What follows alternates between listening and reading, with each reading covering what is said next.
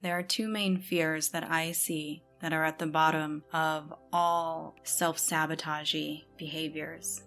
These are the fears that are at the bottom of burnout, at the bottom of depression, of anxiety, of overworking yourself. One is the fear of not being enough, and it comes from the myth of separation and hierarchy, from the myth that tells us that we are separate and that some of us are better than others.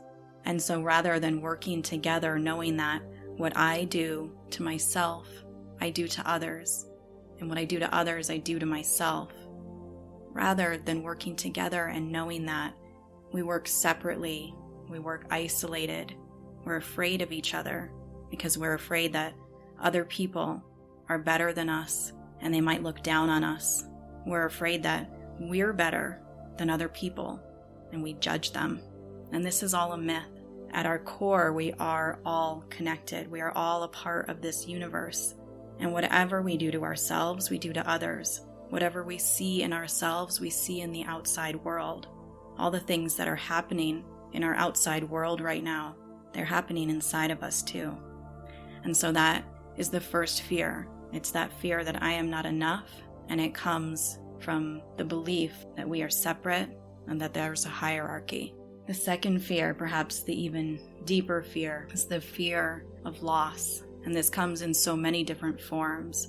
The fear of being abandoned, the fear of losing a loved one to death, fear of losing face, of making a mistake and losing other people's respect, other people's esteem, fear of losing ourselves when we abandon ourselves for making mistakes or doing the wrong thing.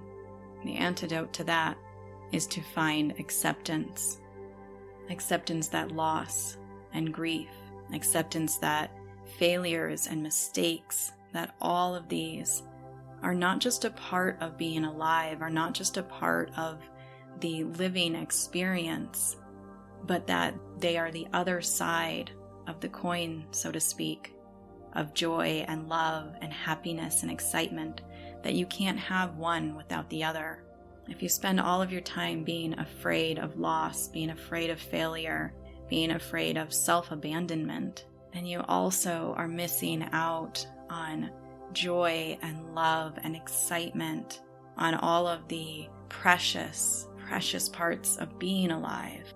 That is why we are in these human bodies, to experience joy and excitement and love and all of the beauty of being alive. And you can't have any of that without also experiencing loss, without also experiencing grief, without making some mistakes and failing. And so those aren't things to be afraid of. They're simply things to accept that they are a part of the whole. They are a part of our experience.